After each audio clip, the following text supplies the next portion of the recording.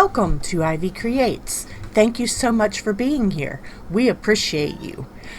I would love it if you would hit that subscribe button and the notification bell so that you don't miss video when they come out on Thursdays. Also, please leave a comment because I love to read your comments and get to know a little bit about you. So thank you so much in advance for watching and spending your time with us. Hello. Today we're doing Farmhouse Fall Decor for 2020. Decorate with me for fall, Christmas, a pumpkin, or a snowman. Now, this is a wood cutout that I got from Mr. Peacock's Wood Cutouts.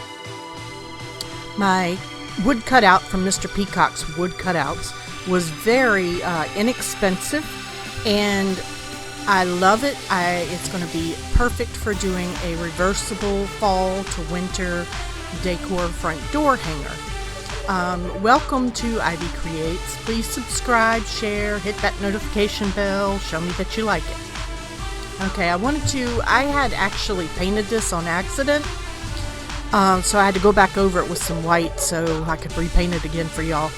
Now the first thing I'm doing, I'm using a very thinned out, very watery pumpkin color, and I started on the outside edges because I want the outside edges to be darker than the center.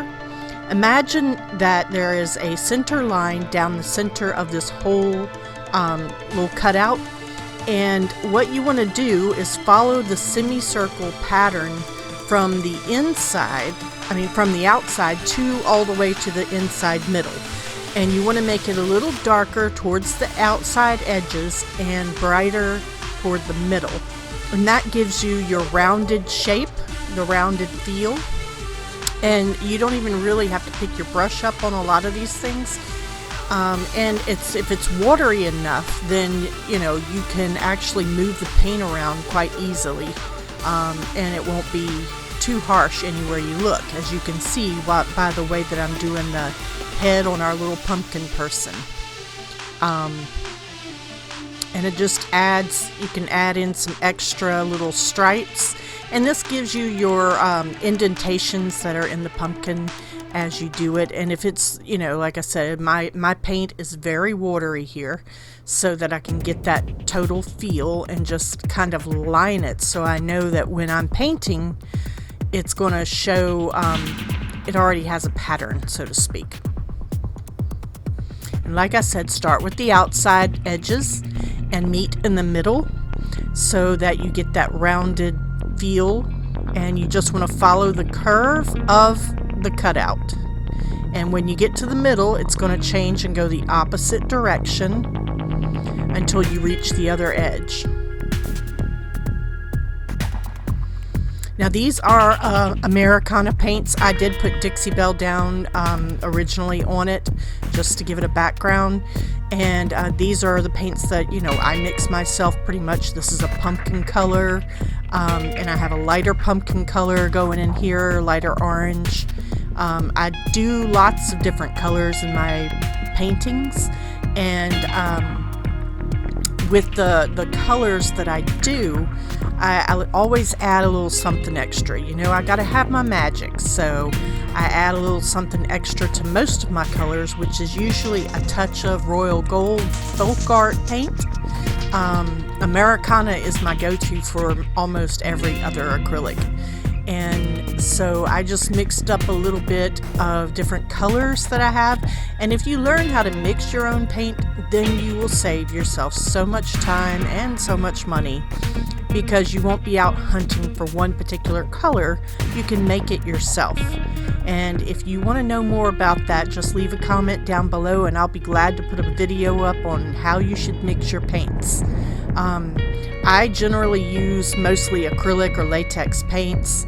I stopped using oils years ago because it was just too much trouble. Now this paint that I'm using here is pure copper. It is copper color, and it's very, most of the metallics are very sheer. So I'm adding the metallic in there, and you can see when it goes down heavy at first, if you just wipe over it again with the brush, it lightens it up. But that's going to add some of my lights and darks that I like to have, and the sheer colors that I like. But yes, learn how to mix your own paint colors. Play around with it. Like I said, I mix different brands, I mix different styles, I prefer mostly matte or satin. Some people like glossy, but I'm a matte or satin type person.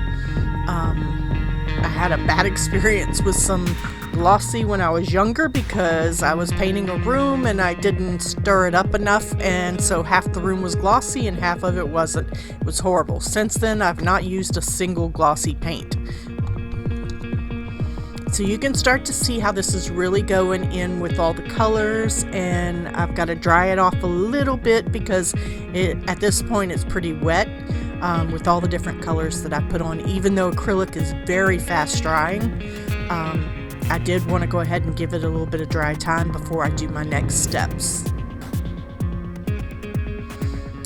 Now I also went into it with some yellow and gold, and at this point I'm adding in some darker tones just to give it more of a differentiation, so you can see the different pumpkins, because it's supposed to look like 3 different pumpkins sitting on top of each other.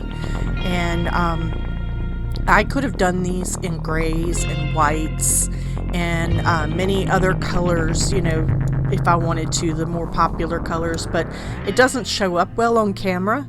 So if you choose to do this with grays and whites, please go ahead. And blacks, you can do that, and it'll be just as pretty, and it'll be more farmhouse. Of course, to me, farmhouse is colorful, but not everybody's like that. They like their whites and their grays. Now I'm using a gold, the royal gold from Folk Art that has some yellow in it, and so it's adding some more highlights in between the copper and the dark pumpkin. It's adding a few more highlights in there, and like I said, I like to layer the paints. The paint layering gives it a lot of depth and definition on your subject.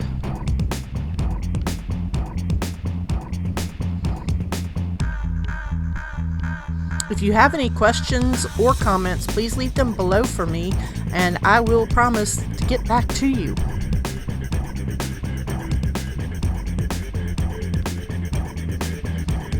Now you can see on my camera lens it kind of autofocuses, so it changes colors based on when my hand is in and out of the picture. And when my hand is out of the picture, you can see the colors a whole lot better.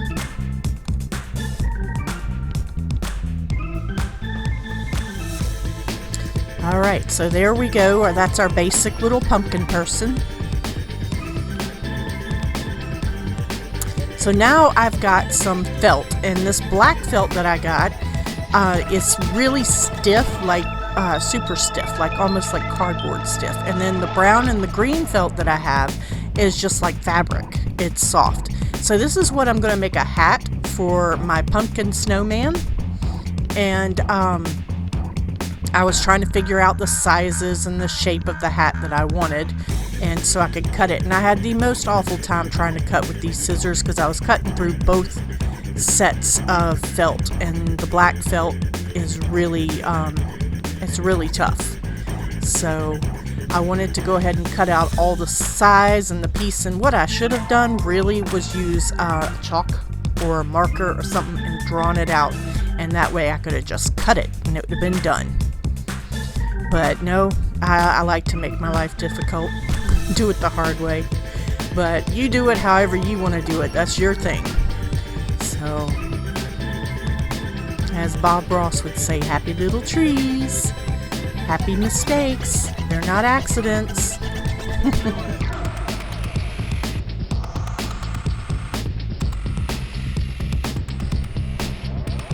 So I wanted to put a hat on because, of course, I want my snow person to have a hat. So my pumpkin will also have to have a hat, otherwise it would look strange. So, and also the other reason for having a hat is I needed something to hang the snowman pumpkin person door hanger that I'm doing. And if I put a hat, then I can actually, and you'll see in a minute, I cut some jute twine and I got two pieces, and I put it together, and I just knotted the ends so it would be like one piece. And then I shaped it underneath, in between the two pieces of felt that I have, after I cut off the tips, of course. So I shaped it in there, got my glue gun hot, and then I decided to go ahead and glue that part down, and just the top. I wasn't gluing the whole thing down because I wasn't sure exactly how I was going to attach the hat yet. So I let that dry for a minute, and you can see it creates a hanger. So then I went back and I got some more of the hat and glued up underneath it, but I left it, the bottom portion, unglued because I did want to be able to fit the hat on the head of the door hanger. So you'll see right now, you do that and you open up the little flap and slip it in, and it fits over both sides, and that way it's covered. And I like that black felt. It's very sparkly, and I like sparkly. Okay, so now you can see I'm going to lift it up and I'm going to glue it. And the way to do this is, I'm just showing that I put glue there. So I'm going to flip it over and probably do the snowman first. But the way to do it is, when you do the first side, just do the head part right there. Don't do all of it, because you don't want it sticking through on the other side, because you want to make sure that it's easy to glue shut on the other side. So just do the wood cutout part, and then when you come back over on this side, you can open it completely up and glue all of it, you know, glue the flaps together and the head and all of it together. Now, if I had thought ahead, which I rarely if ever do, I would have left space underneath the little cap to be able to put some raffia or something like that to make it like a scarecrow kind of thing, you know, have some hair for my little pumpkin person. But I didn't think that far ahead, and that's quite all right. So now it's glued onto there, and really you could take another piece of felt and glue it over the top of that, the lip of the hat, so you wouldn't see the round part of the head, but I just didn't. So now I'm going to take my green felt, and I want to cut out a strip, because, you know, the hats must have their little strip across them. So I just cut out a piece, however big I wanted, and I put it down and then cut it a piece. I glued it with my glue gun. Took about a minute. Now here was the hard part. It picked up whenever the glue got on the felt. It picked up everything, and it got all over my scissors and all over my hands, and it burns me. It was awful. So you just cut a little square here, and you put it edge to edge, and then you cut a semicircle, and that makes your leaf. If you fold it, you know, fold it over, and you just cut that semicircle, then you have a leaf come out, and I was going to put a leaf on the hat. So I just glued it along what would be the stem of the leaf. I didn't want to glue the whole thing down flat.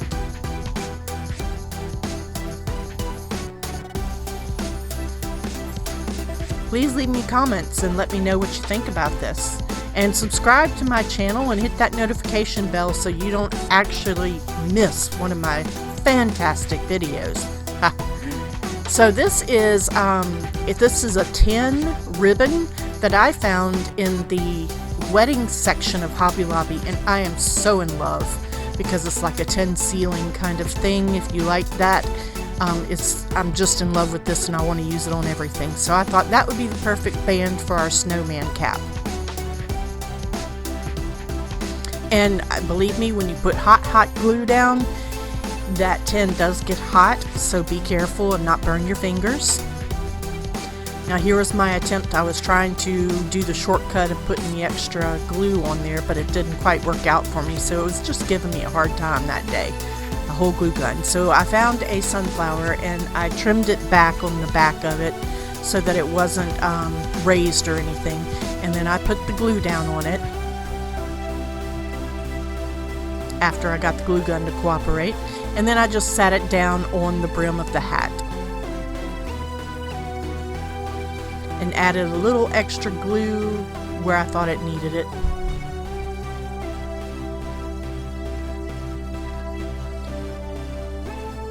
I wanted to have something similar to the scarf that my snowman was going to have, so I found this, I got it from Hobby Lobby early on in the season, and it's just the thinnest, tiniest little garland, and it's really awesome to use for all kinds of things. So I thought a green garland would be perfect to be on the neck of my pumpkin person. And then, of course, like any good scarf, you got to have some dangling down tails. So then I decided I wanted to add more of a bow, and since I found this hula skirt at the Dollar Tree, and I was going to grab some of it because it makes for excellent raffia.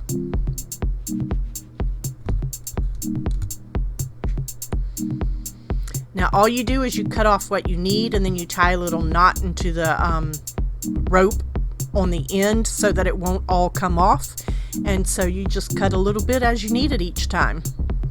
And as you can see, it would have been great up under the hat, but of course I glued it really well, as I do, and had no room in order to do that. So I just took a couple of pieces off of my hula skirt and pulled them out and decided I was going to make a bow. So all I'm doing is just 2 little simple loops. That's the wonderful thing about raffia. You don't have to do a whole lot of anything to make it look good. It's messy bow, and it looks good that way.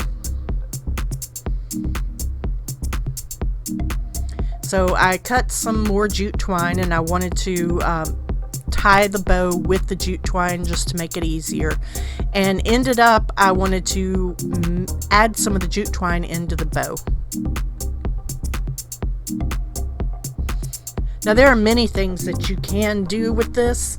You can change all kinds of things and do it whatever you want to make it personalized. I'd love to see pictures of stuff you might do. If you order this cutout from Mr. Peacock's Wood Cutouts, it was so cheap.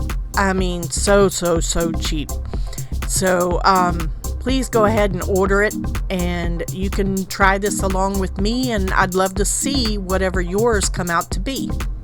So I added all of my raffia, and you can do the raffia however you want to do it.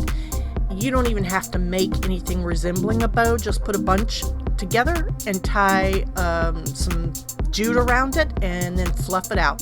And that makes the perfect little messy looking bow. Now I had toyed with and thought forever and ever.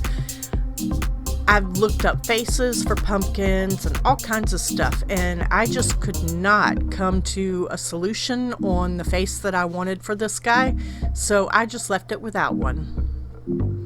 But if you want to, you can always put a face on it. Now the best part about that is if you have pumpkins and you just, like real pumpkins, you just let them dry, draw on them for Halloween, you can turn them around and they'll sit there till Thanksgiving. And believe me, I live in the deep south on the Gulf of Mexico, and it's hot as Hades out here, but it'll sit there. A live pumpkin will sit there as long as you don't carve it for about 2 months. So here, if you don't put a face on it, then you can actually leave it up until Thanksgiving or right after Thanksgiving, and then you can swap it over to our snow person. Now you can see here I'm actually adding a thin brown color into the bottom because to me there just wasn't enough definition, and I wanted a little bit more into the shadow parts of my pumpkins. So all I'm doing is adding in some brown that is thinned down with water, of course. And you can see how it came out. I'm adding it up here by the neck. And I know the metallics don't show up on camera at all, but it really does make a difference in person, and it does make it quite pretty. It's just enough of a shimmer without being you know, crazy glammed out like our snow person's gonna be. This is the more rustic side, and my snow person's gonna be glam. I hope you enjoyed this. Alright, now we're going to work on the snow person, and I have from the Dollar Tree some wonderful beaded ribbon that they sell at the Dollar Tree, and I love this stuff. So it is like kind of like a sequin, but not really. It's more gemstone. So I glued that onto the neck of my most glamorous snow person, because he does have the sparkly hat, and he's got the beautiful tin bar, and now we're putting the sparkly necklace on him. Well, scarf. It'll be a scarf. And of course, it's Dollar Tree.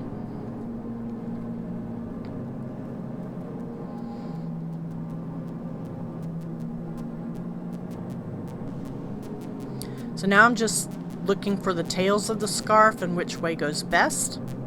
And I actually cut, you know, some of the ribbon in half to do this, because you can, you know, nothing goes to waste. You can save everything.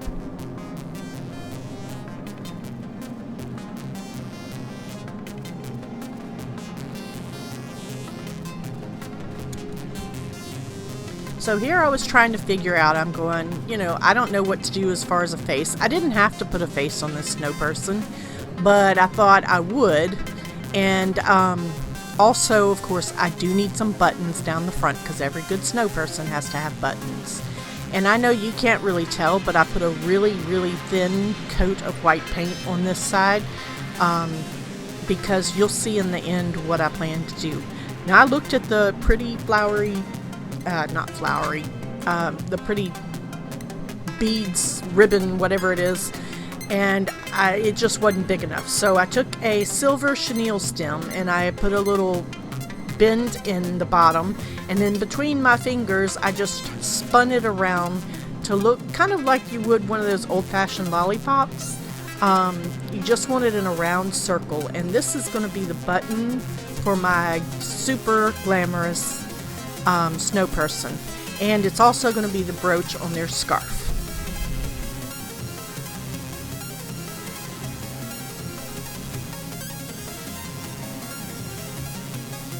So you can see it makes a nice big round piece, and I put the little beaded ribbon, I don't know why I can't say it, but the beaded ribbon, I put the little pieces on top of it to make them even look more like buttons. Again, this is just chenille stem. That is silver, and I did get this also from the Dollar Tree. So I still had those little tiny pieces left, so I thought I would make some eyes for my snow person. And I put the little blue beads on top, the blue ribbon. Y'all, I'll get it right at some point. So next I had bought from Dollar Tree some orange ribbon, and I swear I thought I'd gotten the Grosgain ribbon, but I got the sheer, so I got the sheer ribbon, so I had to double it up to make the sheer look bright enough instead of the Grosgain, which is okay. It came out fine. I just had planned on doing the carrot nose with the ribbon, and it was quite sheer, so I doubled it up a little. So I put a piece down, and if you have sheer and you're doing glue, the glue will come right through that sheer, so do make sure you double it so that it's not as and it will hurt your fingers, so do wear your little finger protectors as well. So here I just added some glue dots on top and did one of my favorite things. I put my extra fine iridescent glitter on the nose. So I'm just gluing everything in place.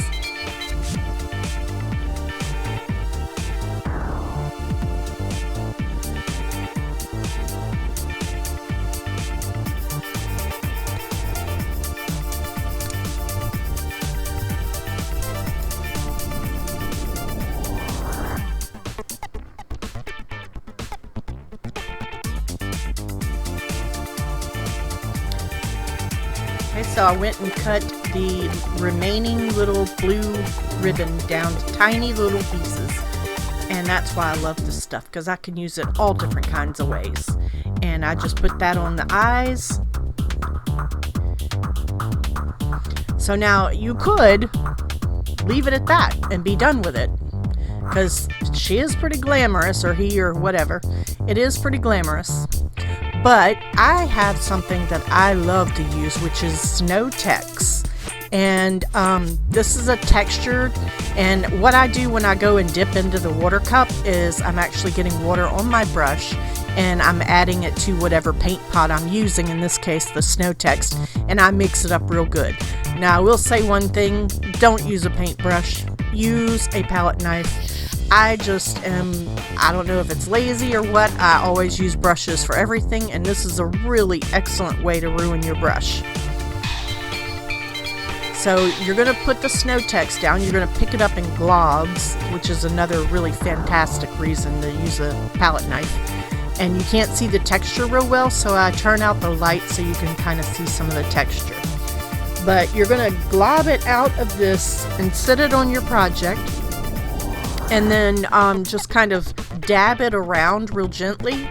And then when you get done, you take your iridescent ultra fine glitter and just shake it over the top, and it'll dry right into it. And this creates a real snow type of texture. Not that I would know what that is about, because I live on the Mississippi Gulf Coast and we don't have snow people. So, but it does create a texture, and you could probably do the same thing with a lightweight spackling paste if you wanted. If you didn't have access to snow text, just use a lightweight spackling paste, because it's practically the same darn thing. You might have to add a little paint to the spackling paste, because this does contain a paint component as well. So you can see I just keep adding a little bit of water to it, because you don't want it too dry, then it won't stick right. So yes, stay tuned for the final pictures and the little tiny quick, ever so quick bonus craft for back to school. So I'm just adding this on, and I can tell you when my daughter was in high school, there was a day that it snowed about an hour and a half north of us, and since we don't ever get to see snow, we drove all the way up. I got her out of school, we played hooky, drove all the way up to the park there, the state park, which is Paul B. Johnson State Park. And I wasn't the only parent with that idea. There were tons of people up there with their kids that were supposed to be in school. And everywhere you drove through the park, there were snow people everywhere. And it was absolutely the most fun. We made our own snow people. She made one with a mohawk, and then we used some colored markers and made it purple.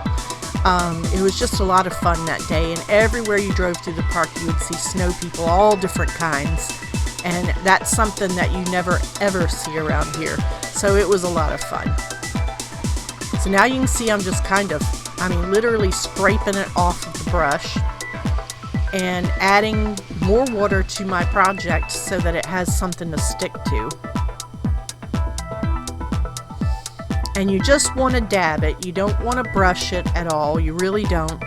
All I'm doing is getting globs on there and scraping it off onto my project. Then I go back and dab it out to make it, more even and not big, huge lumps.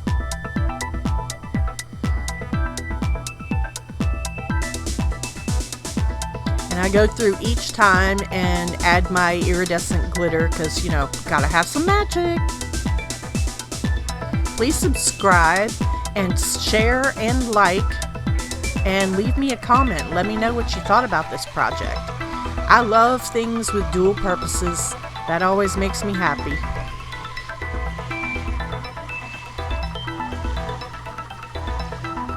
I did have to let this one dry overnight before I could actually take pictures, because the snow text takes a little bit to dry.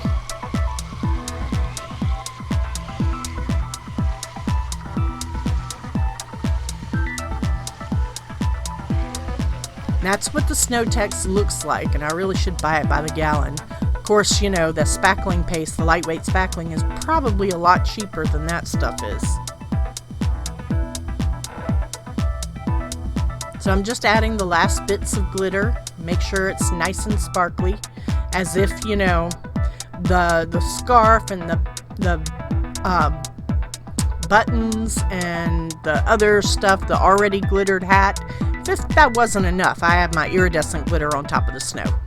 And it's just one of those things. It makes it really cool looking. And I know you can't see it in the camera this way. I wish you could, because you'd probably love it, and it's adorable. I was very pleased with how these came out. I thought it was absolutely cute.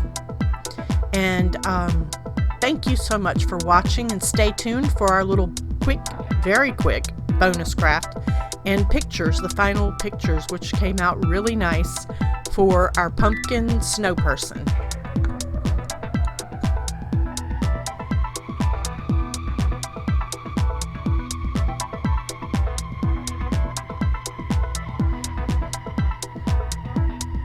I hope you enjoyed this.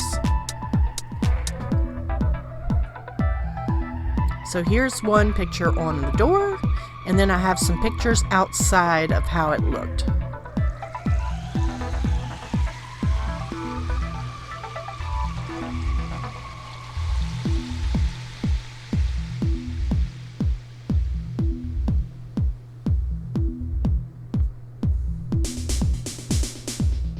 I think these projects came out super cute. So now for our little bonus craft. It's just a quick one, nothing big, nothing fancy. This is an apple, and it's one of those little things you pick up at the Dollar Tree. And so I painted it red. You could do this with your kid. And I painted the little green leaf on it. And I actually used the Dixie Belle rustic red on it, but you could use any color. And then I used some Dollar Tree googly eyes, because, you know, googly eyes. So this would be a fantastic gift for a teacher, for going back to school, because you know they're going to have you know what, because all the kids have been running wild all summer and practically all winter too. So this would be a great little quick, cheap gift to give to a teacher, just to say thank you in advance for dealing with my heathens. And you could put candy in it, you could put pins, you could put many other things, you know, whatever they need to relax. Bottle of wine, if it would fit. But anyways, just a little quick extra craft. Thank you so much for watching, and I'm glad you've joined me.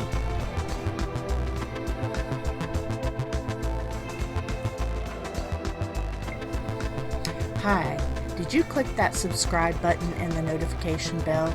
Well, if you don't hit that notification bell, you will miss out on our Thursday videos. So please go ahead, click it, and you'll be able to watch our videos that are coming up.